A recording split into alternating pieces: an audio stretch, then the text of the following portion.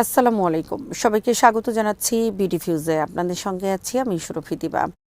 যুক্তরাষ্ট্র ইসরায়েলের সঙ্গে ইরানের চলমান সংঘাত সাম্প্রতিক দিনগুলোতে আরও তীব্র হয়েছে, যা শান্তি আলোচনার ভবিষ্যৎকে অনিশ্চয়তার মুখে ফেলেছে।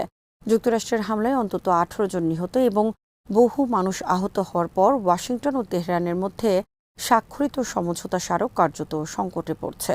একই সঙ্গে ইরানের ক্ষমতা কাঠামোর ভেতরের বিভাজনও স্পষ্ট হয়ে উঠছে। এই পরিস্থিতিতে দেশটির প্রেসিডেন্ট মাসুদ পেজিশকিয়ানকে সম্ভাব্য ব্যর্থতার দায়ী হিসেবে উপস্থাপন করা হচ্ছে, যদিও আলোচনার মূল স্থপতি তিনি ছিলেন না। আরও বিস্তারিত থাকছে ওয়াহিদ ফারুকের প্রতিবেদনে।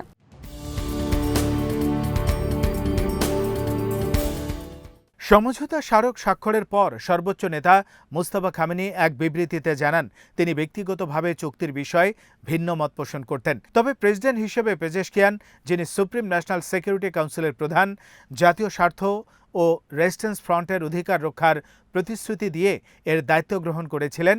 উল্লেখযোগ্য বিষয় হল, আলোচনার নেতৃত্ব দেয়া সংসদের স্পিকার মোহাম্মদ বাকের গালিভাফের নাম ওই বিবৃতিতে একবারও উল্লেখ করা হয়নি। অথচ পররাষ্ট্রমন্ত্রী আব্বাস আরাকচি স্পষ্টভাবে বলেছেন, রাষ্ট্রীয় সিদ্ধান্ত অনুযায়ী গালিভাফি ছিলেন আলোচনার দায়িত্বপ্রাপ্ত ব্যক্তি।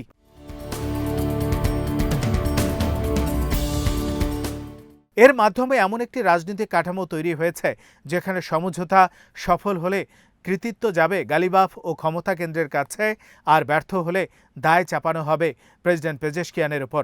বিশ্লেষকদের মতে এটি ইরানের বর্তমান ক্ষমতার বাস্তব চিত্র তুলে ধরে।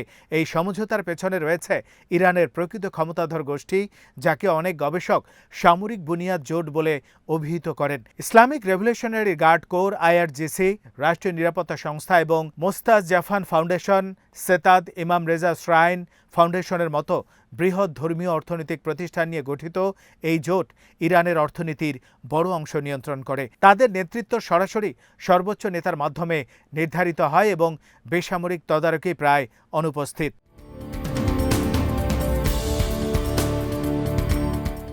তবে এই জোটের ভেতরেও মতপার্থক্য রয়েছে। একদিকে গালিবাফের নেতৃত্বাধীন বাস্তববাদী অর্থনৈতিক অংশ, যারা মনে করে অর্থনৈতিক পুনর্গঠন ও সীমিত আন্তর্জাতিক বিনিয়োগ ছাড়া স্থিতিশীলতা সম্ভব নয়। অন্যদিকে রয়েছে পায়দারি ফ্রন্টের মতো আদর্শিক গোষ্ঠী, যারা যুক্তরাষ্ট্রের সঙ্গে যে কোনো সমঝোতাকে বিশ্বাসঘাতকতা হিসেবে দেখে এবং পশ্চিমা বিনিয়োগকে জাতীয় সার্বভৌমত্বের জন্য হুমকি মনে করে।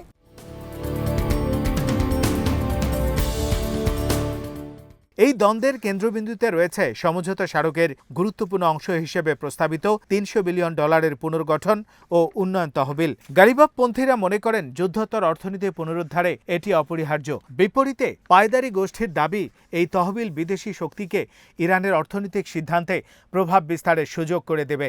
যদিও অভ্যন্তরীণ বিতর্কে গালিবাফের অবস্থান জয়ী হয়েছিল, বর্তমান সংকটের দায় তার উপর পড়ার সম্ভাবনা কম, কারণ তিনি দীর্ঘদিন ধরে আইআরজিসি ও সর্বোচ্চ নেতার ঘনিষ্ঠ মহলের আস্থাভাজন।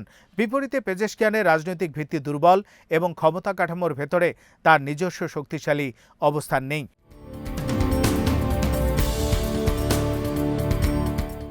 2024 সালে প্রেসিডেন্ট হিসেবে তার উত্থানও এই বাস্তবতার ফল। সাবেক প্রেসিডেন্টদের মতো তার নিজস্ব রাজনৈতিক নেটওয়ার্ক, গণভিত্তি বা নিরাপত্তা সংক্রান্ত প্রভাব ছিল না, বরং একটি গ্রহণযোগ্য মধ্যপন্থী মুখ হিসেবে তাকে সামনে আনা হয়েছিল, যাতে জন অসন্তোষ কিছুটা প্রশমিত হয়, কিন্তু প্রকৃত ক্ষমতার ভারসাম্যে কোনো পরিবর্তন না আসে।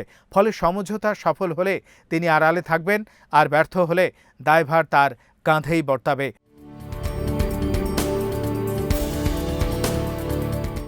সাম্প্রতিক সময়ে আইআরজিসি ঘনিষ্ঠ কিছু গণমাধ্যম পেজেশকিয়ানের নীতির প্রতি সমর্থন দেখালেও বিশ্লেষকদের মতে এটি রাজনৈতিক সহানুভূতি নয়, বরং সমঝোতা বাস্তবায়নের স্বার্থে প্রেসিডেন্ট পদকে কার্যকর রাখা এবং প্রয়োজনে দায় চাপানোর জন্য এই অবস্থান।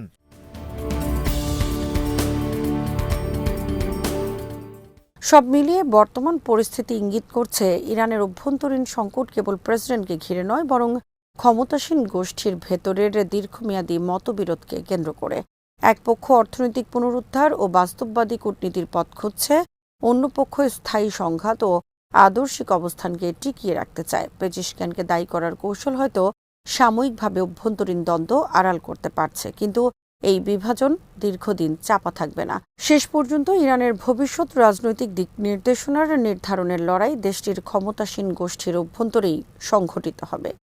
আজ এখানেই শেষ করছি। সবাই ভালো থাকুন, সুস্থ থাকুন আর দেখতে থাকুন বিডিভিউজ। চ্যানেলটি ভালো লাগলে সাবস্ক্রাইব করুন, সংযুক্ত থাকুন আমাদের ফেসবুক পেজে। আল্লাহ হাফেজ।